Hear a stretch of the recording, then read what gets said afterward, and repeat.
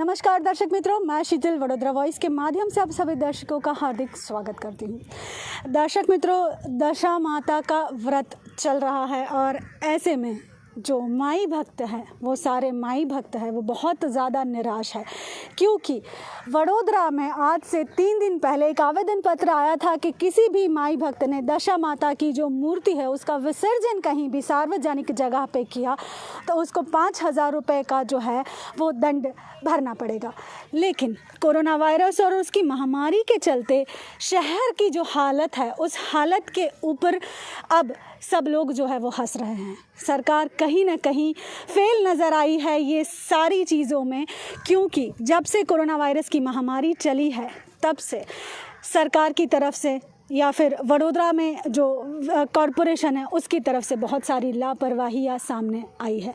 आज हम यहाँ पे हैं वडोदरा के नवलखी आर्टिफिशियल पॉन्ड में, जिसको 2 साल पहले करोड़ों के खर्च के ऊपर बनाया गया था।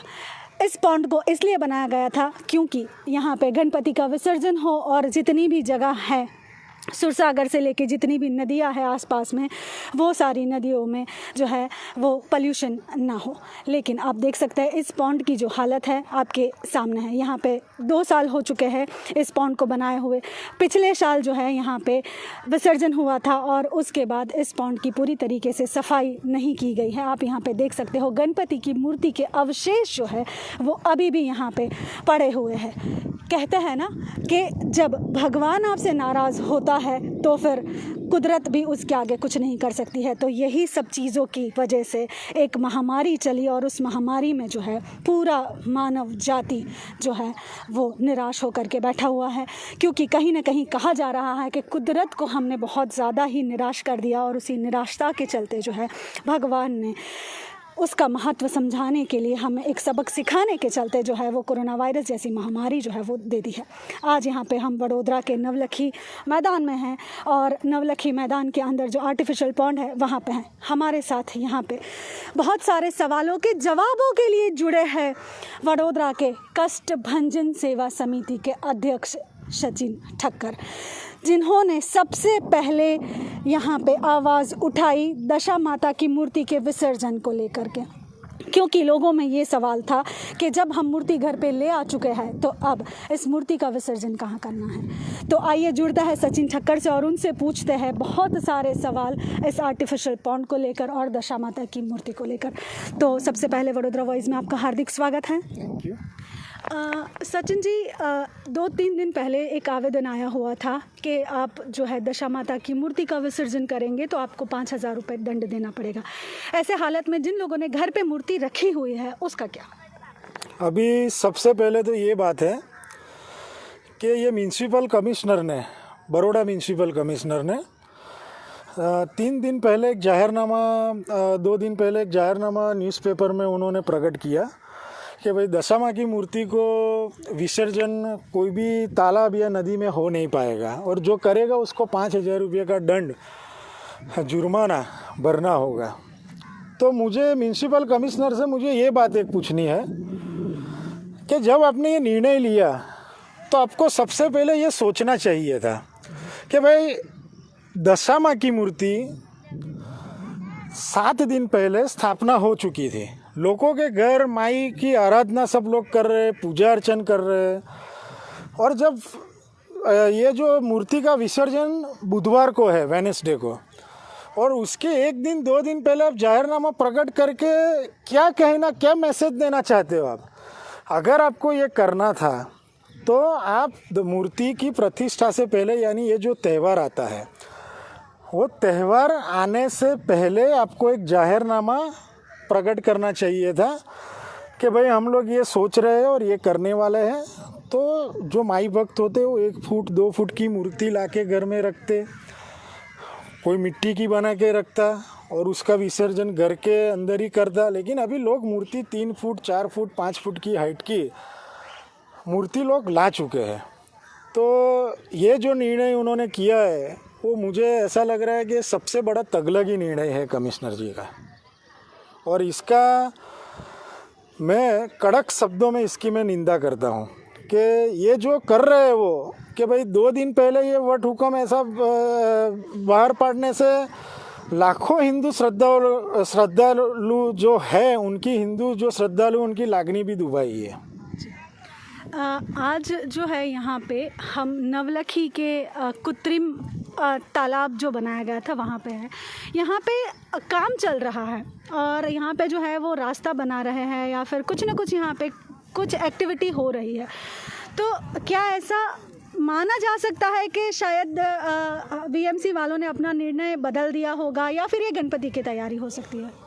मेरा तो ये मानना है कि यहाँ का कॉन्ट्रैक्टर को भी मैं जानता हूँ। तो ये कॉन्ट्रैक्टर को मैंने पूछा कि भाई ये रैंप का तुम जो बना रहे हो वो किस चीज़ के लिए बना रहे हो, तो उन्होंने मुझे बताया कि भाई ये जो रैंप है वो गणेश उत्सव की तैयारी के लिए बनाया जा रहा है। और मैंने उनको ये भी पूछा कि भाई गणेश उत्सव तो अभी बहुत टाइम है, लेकिन 2 दिन के बाद दशामा की मूर्ति का भी विसर्जन है, तो ये रैंप कब तक तैयार हो जाएगा? तो उन्होंने बताया कि आज दोपहर तक ये रैंप रेडी हो जाएगा। तो मेरी वडोदरा शहर से म्यूनसिपल कमिश्नर को ये भी मेरी एक मांगनी है कि रैंप हो जाता है आज दोपहर तक, तो आपके पास यहाँ पे बोरिंग की भी व्यवस्था है, आप तालाब रातों रात इसको भर सकते हो। तो यहाँ पे भी विसर्जन की व्यवस्था कोविड-19 के कोरोना जो चल रहा है, तो हम भी मान रहे हैं कि लोग संक्रमित हो सकते हैं, लेकिन आपके पास तो इतना सिक्योरिटी है, आपके पास इतना मसल्स पावर है, पूरी कॉरपोरेशन की टीम आपके साथ जब होती है तो आप उनका यूज़ करके सोशल डिस्टेंसिंग का पालन करवा के भी यहाँ पे विसर्जन करवा सकते हो। लेकिन आपने जो निर्णय लिया है कि किसी को विसर्जन करना ही नहीं है, ये बहुत गलत चीज़ है ये। तो गणपति हो सकते हैं तो दशा माता क्यों नहीं, ये एक अहम सवाल है। साथ में ये जो तालाब हम देख रहे हैं यहाँ पे, जिस तालाब की हालत अभी बहुत ख़राब है, ये तालाब को बहुत करोड़ों के खर्च में बनाया गया था, लेकिन आपको क्या लगता है कि ये तालाब का सही उपयोग किया गया है या नहीं किया गया? अभी सबसे पहली ये बात है कि इसको जब 2 साल पहले इसको बनाया गया था तो कम से कम 2 करोड़ रुपए के खर्चों के अंदर ये तालाब को डेवलपिंग के लिए किया गया था यहाँ पे। लेकिन मुझे ऐसा लग रहा है कि जब कृत्रिम तालाब आपने बनाया, लेकिन जब विसर्जन की बात आती है, विसर्जन के बाद जब ये पानी निकल जाता है तब मूर्ति यहाँ ऐसी के ऐसी खड़ी हो जाती है। और मैंने मीडिया माध्यम से देखा, मैंने खुद आके देखा था कि गणपति दादा को जेसीबी से चढ़ा के ट्रक में डाल रहे हैं ये लोग, और जहाँ पे डाला था वहाँ का भी मैंने वीडियो देखा था कि भाई ये तालाब में यहाँ से निकाल के वहाँ जहाँ भी उन लोगों ने डिस्पोज किया था वहाँ का भी वीडियो मैंने देखा था कि पूरी गोबर जगह के अंदर गणपति दादा की मूर्ति को उन लोगों ने जाके डाल दिया था। तो ये धार्मिक आस्था का ये त्यौहार है, और ये आस्था का जब त्यौहार होता है तो गणपति दादा का लाखों श्रद्धालु जब पूजन करते थे उस टाइम पे, और ऐसे टाइम पे भी उन्होंने कुछ ध्यान नहीं दिया और कहाँ जहाँ आया वहाँ पे यहाँ से जेसीबी से उठा के डाल दिया। तो ये बहुत गलत चीज़ है, उनको करना है तो यहाँ पे कावी कंबोई के दरिया किनारा भी है, दरिया भी है, तो उसके अंदर वहाँ यहाँ से ले जाके अच्छी जगह पे विसर्जन किया होता तो भी ये बात सही रहती। जी, तो ये जो चीज़ें चल रही है उसमें कॉरपोरेशन है वो बहुत ज़्यादा फेल नज़र आया है, चाहे वो कोरोना वायरस के संक्रमित आंकड़े हो, चाहे डिस्टेंसिंग की बात हो, चाहे हर एक बात हो। शहर में केस दिन ब दिन बढ़ते जा रहे हैं और लोग खुलेआम अब घूम रहे हैं, और अब जो वीएमसी है वो भी बहुत लापरवाह नज़र आ रही है। तो वीएमसी को ऐसे कौन से अभी पगले लेने चाहिए जिसकी वजह से जो है आंकड़े कम हो सकते हैं? सबसे पहले तो वीएमसी को सोशल डिस्टेंसिंग के लिए उनको हर वार्ड वाइज 10-15 लोगों की, 20 लोगों की, 25 लोगों की एक टीम तैनात करना चाहिए। 4 लोगों से ज़्यादा कोई इकट्ठा नहीं होना चाहिए। मास्क के लिए, उनको सेफ्टी के लिए जो दंड अभी कर रहे हैं, तो मुझे ऐसा मानना, मेरा ऐसा कॉरपोरेशन को सूचन है कि हर एक चौकड़ी पे 4-4, 5-5 लोगों की टीम, और अभी तो पुलिस भी उनके साथ जुड़ गई है। तो सबसे पहले मास्क का जो नियम है वो एकदम कड़क बनाना चाहिए। दूसरा टेस्टिंग की संख्या बढ़नी चाहिए। कोरोना वायरस की जो इम्यूनिटी बूस्टर जो दवा आती है वो डोर टू डोर पहुंचनी चाहिए। अभी धन्वंतरी रथ घूम रहा है, लेकिन धन्वंतरी रथ मैंने भी बुलाया था, लेकिन धन्वंतरी रथ के अंदर कोरोना की जो दवा होती है वो लोग नहीं देते हैं। तो सबसे पहले मुझे उनको वो भी रिक्वेस्ट है कॉरपोरेशन को कि कोरोना के लिए जो हेलोक्सिन के ऐसी कोई दवा का नाम है वो भी डोर टू डोर टैबलेट पहुंचानी चाहिए इन लोगों को। जब आपने बात कर ही ली है डोर टू डोर दवाई पहुंचाने की या फिर धन्वंतरी की, तो आइए बात कर लेते हैं यहाँ पे। थोड़े टाइम पहले एक ऐसी बात चली थी, हमारे डॉक्टर विनोद राव जो है उन्होंने कहा था कि 4 दिन में जो है हम पूरे बड़ौदा को कवर कर लेंगे और जितने भी वडोदरा में लोग हैं डोर टू डोर जाकर उनका स्क्रीनिंग होगा। लेकिन कहीं ना कहीं उनकी वो जो स्कीम थी उसकी हवाइयाँ उड़ गई, ना कहीं पे प्रॉपर स्क्रीनिंग हुआ, ना वो उनकी स्कीम जो है वो सक्सेसफुल रही। तो उसके लिए कॉरपोरेशन कितना जवाबदार हो सकता है? अभी अपना बड़ौदा की तो 20 लाख की बस्ती है और 20 लाख की बस्ती के अंदर कॉरपोरेशन का स्टाफ भी मैं ऐसा मान रहा हूँ कि उतना भी स्टाफ फ़िलहाल है नहीं कि भाई वो सब जगह पे जाके पहुँच पावे। लेकिन एक माइक्रो प्लानिंग करना चाहिए और वो माइक्रो प्लानिंग ऐसा करना चाहिए इन लोगों को कि स्क्रीनिंग का जब मामला आता है तो स्क्रीनिंग के लिए उनको स्पेशल टीम तैनात करनी चाहिए और वो टीम के माध्यम से सबका स्क्रीनिंग है और कोरोना की जो टेस्टिंग है वो जल्दी से जल्द बड़ौदा सिटी के अंदर आजू बाजू के विस्तार के अंदर पहुँचे। ऐसा माइक्रो प्लानिंग करना चाहिए इन लोगों का। जी। साथ ही में बात करें लॉकडाउन पीरियड की, तो लॉकडाउन टाइम ऐसा था जिस टाइम पे कॉरपोरेशन जो है और यहाँ की वडोदरा की जो पुलिस है वो बिल्कुल अनसक्सेसफुल रही थी, क्योंकि उस टाइम पे जो है वडोदरा में जितने भी ज़रूरतमंद हैं उनको ना खाना ना पहुँच रहा था, ना राशन पहुँच रहा था। आप जैसे एनजीओ और ट्रस्ट के अंडर में जितने भी लोग आए उन लोगों को थोड़ा बहुत फ़ायदा हुआ था।